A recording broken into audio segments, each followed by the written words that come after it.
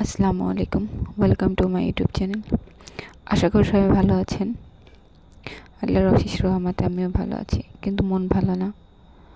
এই যে কলেজটা দেখছেন, যারা মাদারীপুর জেলায় কালকিনি উপজেলায় বাড়ি আছেন বা মাদারীপুর জেলা বা অন্য জেলায় যারা আছেন, সম্ভবত সবাই কম বেশি কলেজটা চেনেন।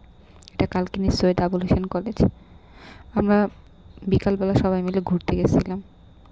আর এইটা যে কালকিনিতে ব্রাক অফিস আছে, তার সাইডে ছোট্ট বাচ্চাদের বিনোদন দেওয়ার জন্য একটা ছোট্ট রুমের মধ্যে আর কি মিনি পার্কের মতো করেছে আর কি। তো আমরা সবাই সেদিন বাসা থেকে বের হয়েছিলাম যে আমার ভাগ্নি আছে, বোনরা আছে, সবাই মিলে একসাথে যাব। অনেক হাসি খুশি মনে আর কি বের হয়েছিলাম, কিন্তু হাসিটাই যে আমার বিষাদের রূপ নেবে এটা আমি ভাবতেও পারিনি। আর বিষাদ খারাপ লাগবে নাই বা কেন, যদি শখের কোনো কিছু হারিয়ে যায় তাহলে কষ্টটা কতখানি লাগতে পারে। আর বর্তমান বাজারে গোল্ডের যেই পরিমাণ দাম, যদি গোল্ডের কিছু হারাই, আর আমরা একটা মেয়ে মানুষ, আমাদের থেকে 10টা টাকা মিনিমাম 1,000 2,000 টাকা হারাই গেলে আমাদের কেমন লাগে সারাটা দিন, আর সেখানে লাখ টাকার গয়না হারাইলে কেমন লাগতে পারে। তো আমরা কলেজ থেকে বের হয়ে আর কি এখানে এই মিনি পার্কে আসার জন্য আর কি আমরা সবাই অটোতে উঠি। তো ওই কলেজ থেকে ব্রাক অফিসের দূরত্বটা খুব বেশি না। যারা কালকিনিতে আছেন তারা সবাই জানেন যে হয়তো 10 মিনিট, আমাদের 10 মিনিটই লাগছে। আমি 5টায় আমরা অটোতে উঠি, আর 5টা 10-এ সম্ভবত 10-এ বা 8-এ এরকম হয়তো বা ওইখানে এসে নামি। তো আমি যখন ওইখানে ছিলাম তখন আমার হাতে আমার ব্যাগটা ছিল। যখন আমি অটো থেকে নামি, ভিতরে যাই, এই তো আমার ভাগ্নিদের নিয়ে খুব দুষ্টামি করতেছি, সবাই হুড়োহুড়ি করতেছে। ওরকম খেয়াল ছিল না আর কি, ভাবতেই পারি নাই কখনো এমন কিছু হবে, কারণ কখনো কোনো কিছু হারাই ফেলি নাই। তো এই জন্য কি, যে মানুষ বলে না যে ভুল থেকে শিক্ষা বা কোনো কিছু থেকে আর কি শিখে, তো ওরকম কিছু হয় নাই। তো এই জন্য সতর্কটাও ছিলাম না। তো আমার হাতে ব্যাগটা ছিল। তো আমি যখন ওইখানে যাই, এই যে ভিডিও করি, ছবি তুলে, তখন পর্যন্ত খুব হাসি খুশি ছিলাম।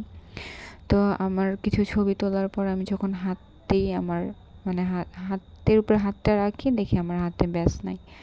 তখন মনে হইতেছিল আমার তখনও এক মুহূর্তে মনে হয়নি যে আমি এটা হারাই ফেলছি বা এটা আমি পাবো না। আমার মনে হয়েছিল আমি পাবো। ওই বিশ্বাস নিয়ে আমি খুঁজতেছিলাম। তো যারা এখানে ছিল, আর একটা কথা হলো, যদি আমার এই ভিতরেও ব্যাসটা পড়তো তাহলেও হয়তো বা আমি পাইতাম না। কারণ একে তো গোল্ডের জিনিস দিতে তো ভালো মানুষ দুনিয়াতে আছে, আমি বলি না নাই। তারপরেও পাওয়াটা আসলে ভাগ্যের ব্যাপার, হারানো জিনিস পাওয়াটা ভাগ্যের ব্যাপার। তো আর কি এটার মধ্যে যেহেতু সিসি ক্যামেরা ছিল না, তো আমি দেখতে পাইতাম না। তারপরে এখানে যারা ছিল তারা বলছে যে আপনি টেনশন করেন না, আমরা সিসি ফুটেজ দেখতেছি।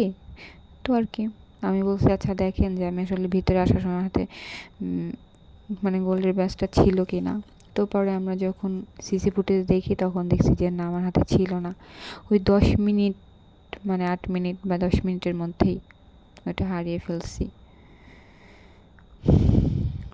তারপরে আমার যে কি কেমন দিনগুলা কাটতেছে আর আমি কিভাবে আছি, একমাত্র আমি আর আল্লাহ মাবুদই জানি। তো যাদের সাথে এমন হয়েছে তারা জানেন যে হারাই গেলে কতটা কষ্ট লাগে। তবে আল্লাহ যা করে ভালোর জন্যই করে। হয়তো বা মানুষ বলে জানের উপর দিয়ে জানে, মালের উপর দিয়ে যায়।